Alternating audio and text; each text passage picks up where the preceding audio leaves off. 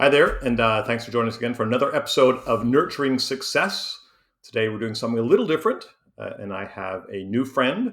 Her name is Lauren Rockett. I'll have her introduce herself in a moment, but she has a really unique approach to what we do. Normally, we interview financial planners, advisors, other folks that are on the asset side of the balance sheet. Lauren is doing some really interesting things, kind of both sides, right? And she's kind of a little more focused on real estate. She also does financing and mortgage like I do.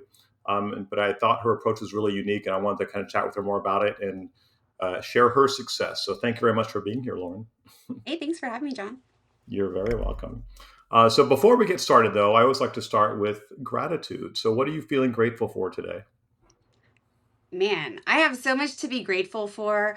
Just I think the thing I'm most grateful for today is leverage, right? So Mm. I'm able to be here with you while people are still working, and just being able to keep on going. And I think that momentum is the best thing that you can have. So I'm grateful for all the hard work that it's taken me to get to today, and that flywheel starts going. And man, there's nothing more grateful every day to wake up than to that.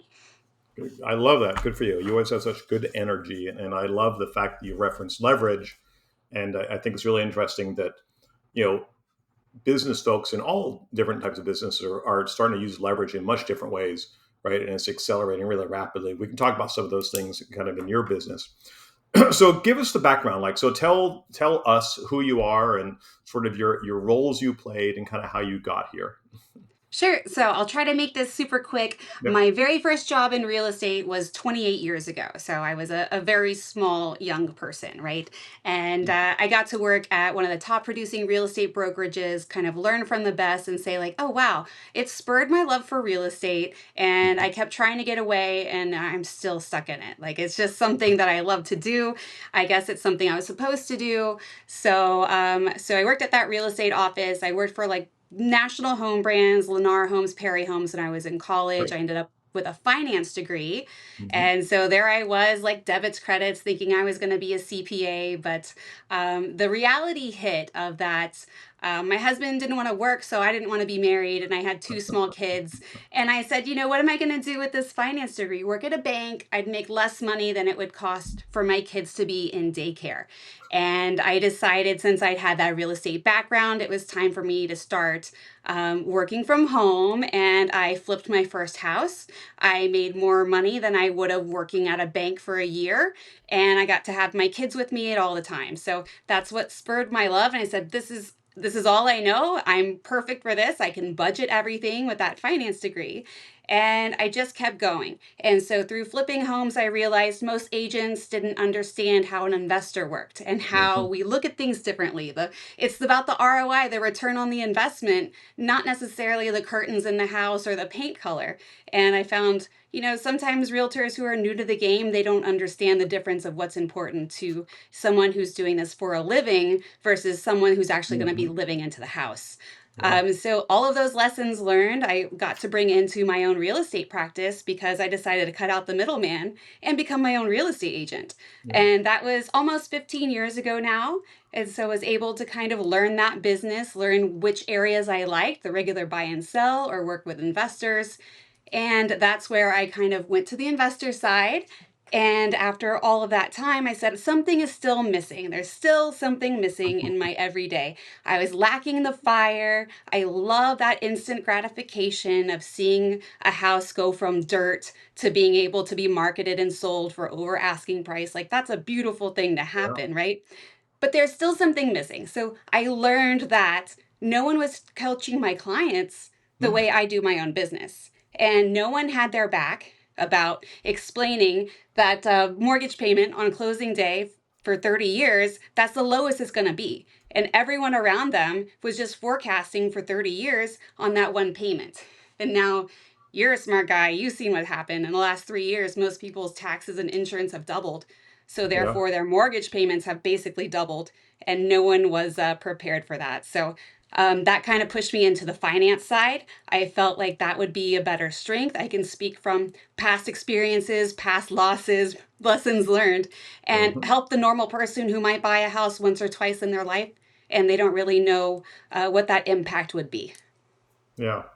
So I love that. So just even that short little review of your life to date, right? It's, Yeah. a Yeah. lot of finance, right? We can see that finance is important to you. You touch on a lot of really deep subjects and important things that influence the way people make decisions, so forth. And I love that you have this passion around sort of both sides, right?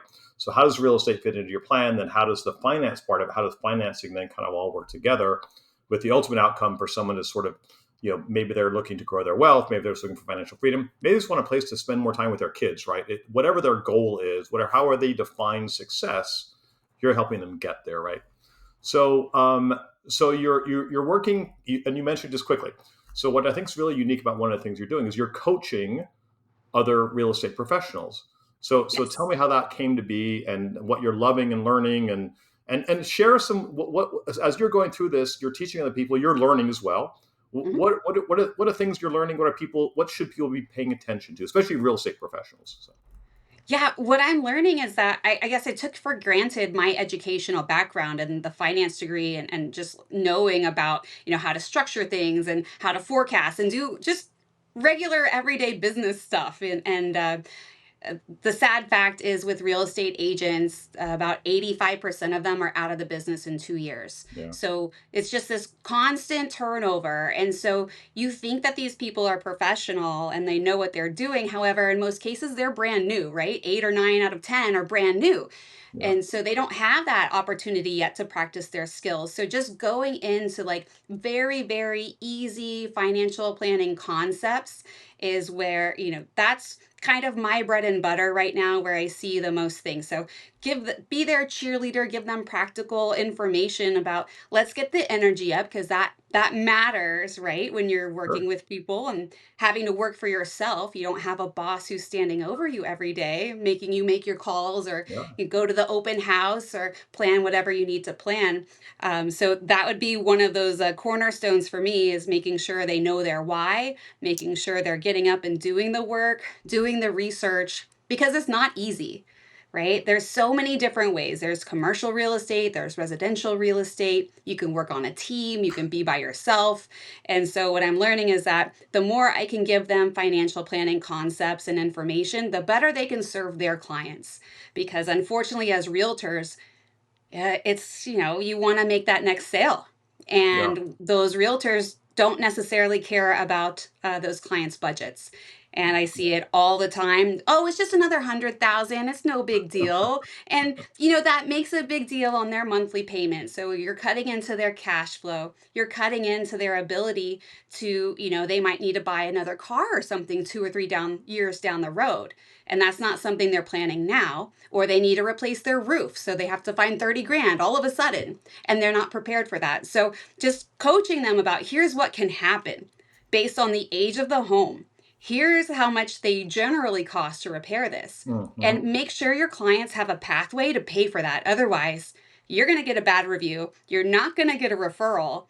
And that client, you're not going to want to pick up the phone and call them again because you put them in a bad spot.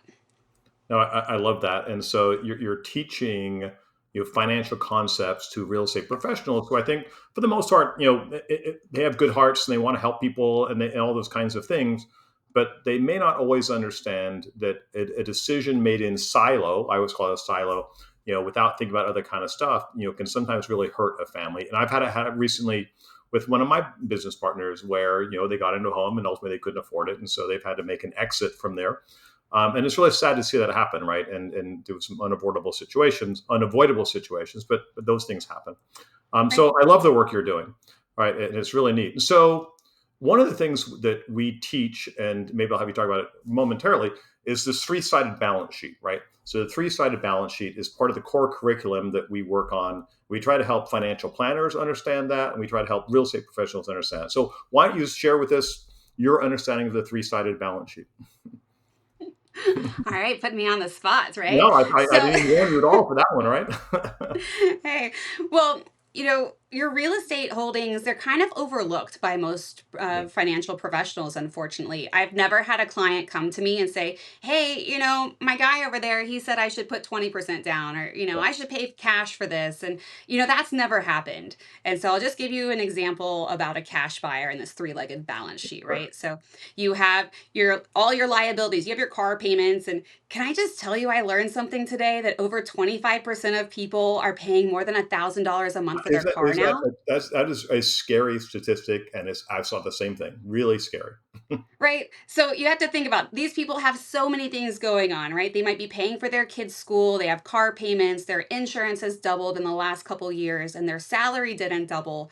And their professional is just looking at, financial, they're looking at debits and credits, and that's it. And they only get paid on the assets that you have for them Yeah. to manage. Yeah. And so they don't even look at the real estate section, but the real estate's the biggest. For me, it's like the pivot point in the whole financial ecosystem because yes, it's a liability if you have that mortgage, but the equity and the value of the home, well, that's an asset.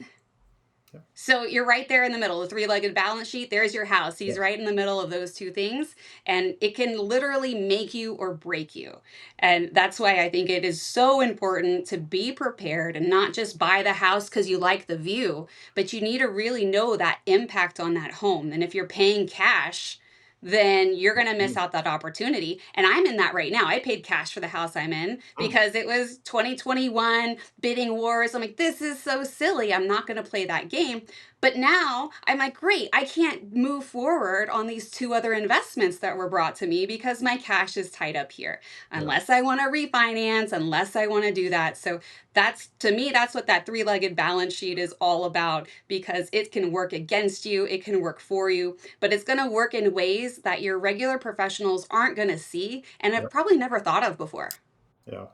I love that, right? And it's interesting that you're experiencing it in your own life, right? And actually, we all experience things in our own life, but becoming aware of those things is what's the challenge, right? So things are happening Yep. around all of us all the time, but you just have to. But most people aren't aware, right? They're just not No, really paying attention. So I love that no. you have it in your life and you're sharing it with realtors, you're sharing it with financial professionals. I know you do work with financial professionals as well. Then of Mhm. course you're also on the financing side, so you get to experience all of this at one time, which is fantastic. So what would you say makes you successful? What makes you, Lauren, a professional and gets up every day and gets to work and does her great work and impacts the world in a positive way? What drives you?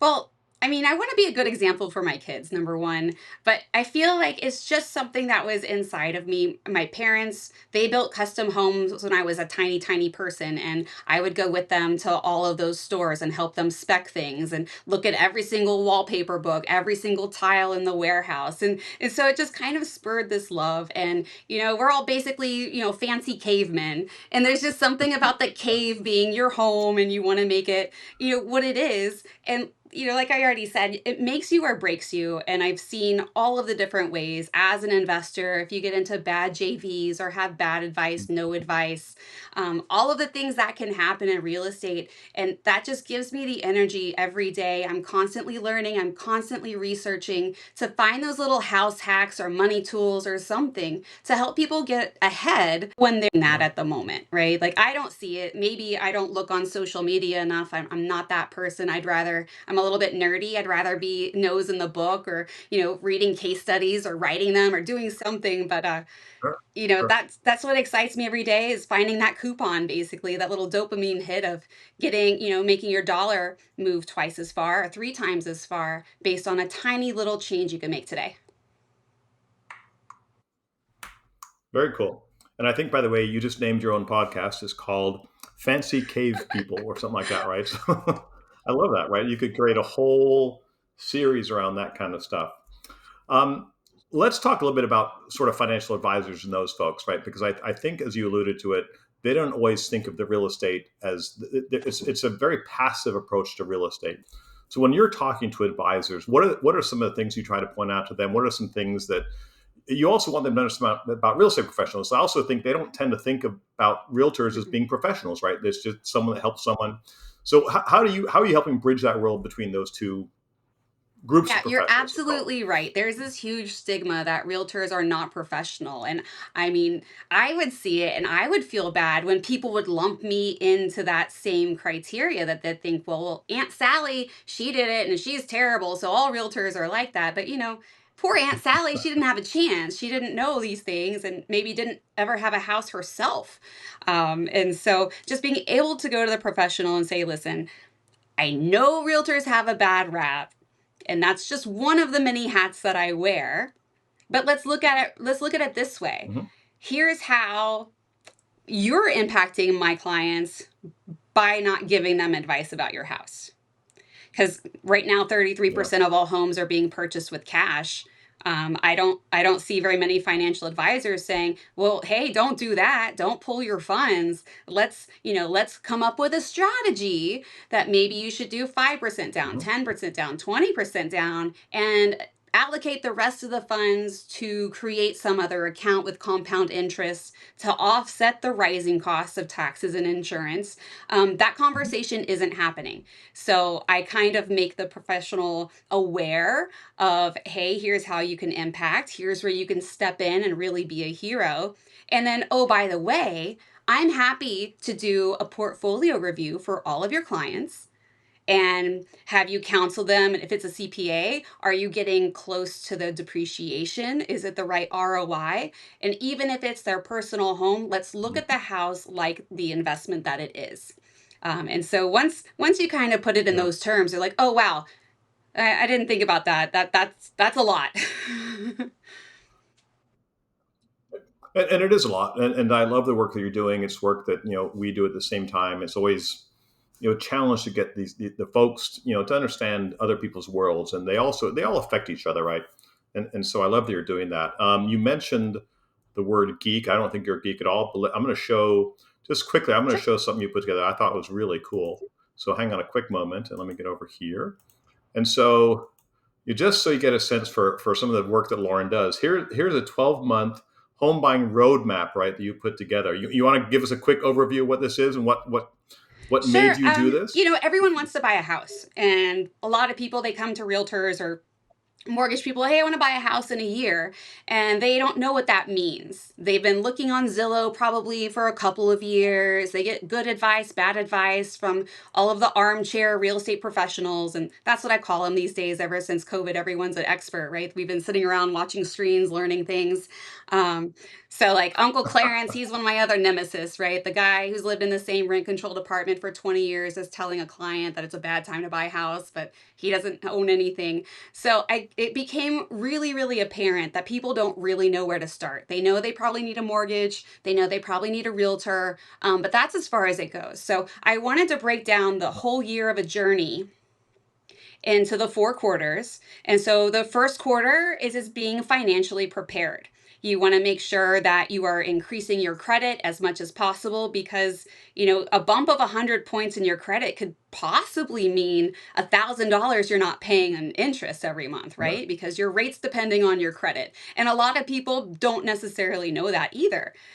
So just letting them know, like, here's how the steps are going to flow. Here's how long these processes normally take. Here's what you should be looking for. That's the best screen right there. The cost of waiting to buy. Yeah. Because 7 years Yeah. ago, I talked to someone and, oh, they're not quite ready yet. Well, now that person can no longer afford at all, right? Because the prices have doubled, interest has doubled, and their salaries did not. And so it's just being able to go through tactically month by month, have a checklist so you can follow Yeah. it. And then at the end, by Q4, you're moving in, you're really looking at everything that you've spent, and you're analyzing your home as an investment. So you can track its performance from day one to year one, and then so on, and track it every year is what we're trying to do. I love it. That's fantastic. Now, if someone sees this and would like you to come out and do a class around this, either to real estate professionals or financial advisors or even consumers, I'm assuming you'd Absolutely. love to It's go so do that, right? fun. I love to see like the light bulbs, right? Like Right. just, oh, I never thought of a house like a Yeah. financial investment before. So, giving that game plan, that roadmap. Yeah. Good. Well, I can tell you're a natural born teacher. I don't know that I am, but I love teaching and I love talking about this kind of stuff. And it's fun to run into people that feel the same way and have a passion around it, right? So I thank you for your passion. So we're going to wrap up here in a moment, but I want you to kind of just think about. So, what do you kind of see going forward here? So let's talk about. We're sitting here when we're recording this. We're sort of getting towards the end of 2025. Been a lot of rumbly this year with interest rates and the Fed and all this other kind of stuff. But kind of, what's your view on the future? How are you feeling about the next couple of years, just Well, for example? I don't ever look at the interest rate or the years. I feel like if you're planning and if you're looking ahead and forecasting and you're diving in deeper than just those attention grabbing headlines, you're going to be able to win no matter what's happening around you. And so for me, just having conversations every day, it's clear to me that I have to keep doing financial education because no one seems to understand that the Fed has nothing to do with mortgage rates.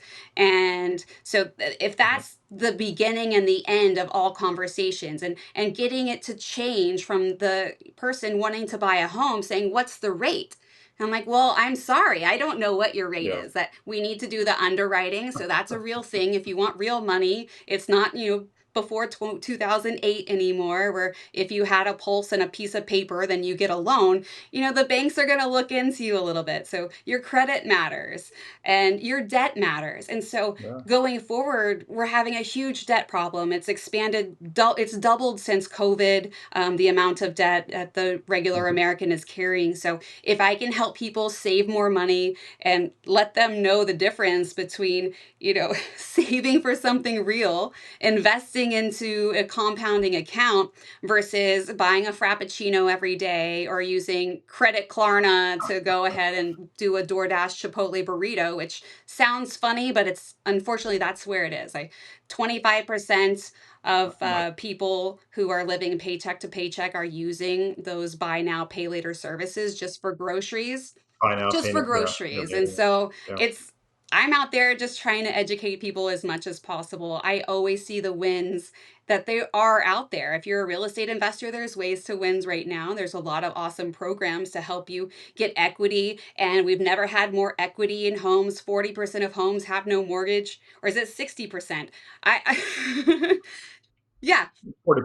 I think probably it's 30, somewhere somewhere in there. close. Yeah. So it's a big Right. So number, you far think more of than it how should many trillions be. of dollars are in people's homes. And so there's Yeah, opportunities yeah, everywhere, and you just have to be smart about it.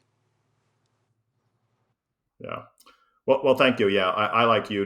I don't spend a lot of time thinking about the future. I mean, I think that you make your own road, and yeah, there's always going to be stuff happening, but I always think there's opportunities, and I think if people are prepared, they pay attention to their finances, that they read, they learn, they stay positive. I think good things will happen. This is kind of the way I view life. So, Sure. so thank you for sharing that. So we're just about done. I want to leave you with the last word, Lauren. I want to first thank you for your time and your energy and your enthusiasm. We could chit chat for hours, I'm sure. But anyway, I want to leave you with the last word. Is there anything that you'd like to just kind of share, a word of inspiration or a good thought or something to make the world again a little bit better place today? And then we're Sure. done. So thank I you. mean, the best thing I can think of is even if you do fall down, you have to get up. And when you get up, take that lesson learned, brush yourself off and find a way to amplify that. Find a way to like be a beacon for someone else who might not have reached that spot yet or might be thinking about taking that step.